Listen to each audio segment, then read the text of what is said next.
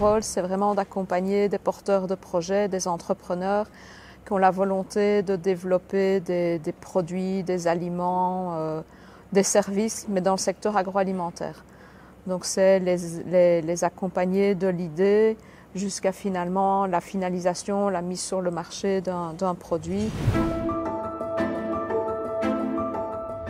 Ce Wood Kombucha, donc, ce sont des kombucha, donc c'est une boisson fermentée non alcoolisée à base de thé qui est aromatisée avec des essences qui poussent naturellement dans les forêts belges. Donc on a par exemple du bouleau, du pin, de l'aubépine, des éléments comme ça qui poussent vraiment naturellement. Et en parallèle de ça, on a créé un produit qui est beaucoup plus accessible gustativement que les kombucha classiques, c'est-à-dire moins acide.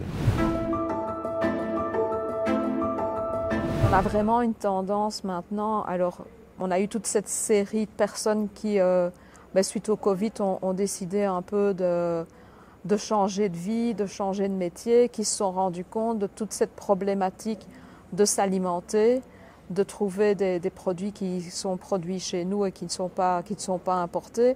Et donc ils se sont dit, à mon échelle, j'ai peut-être moyen de faire quelque chose pour améliorer tout ça.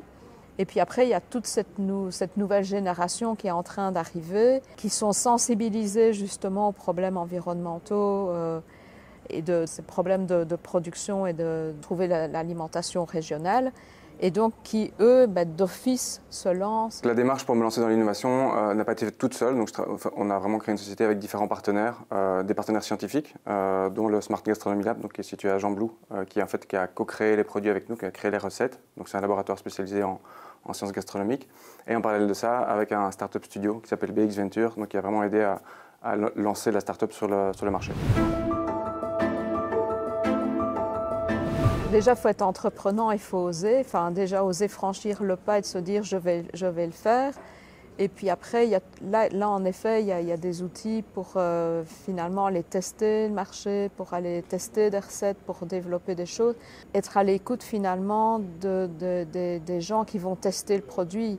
S'il y a des choses à modifier ou si le produit ne plaît pas ou ne convient pas, il ne faut pas s'entêter à vouloir rester dans cette voie-là. Donc cette faculté de pouvoir pivoter et trouver ainsi son marché, ça c'est vraiment une compétence qui est demandée chez l'entrepreneur en fait.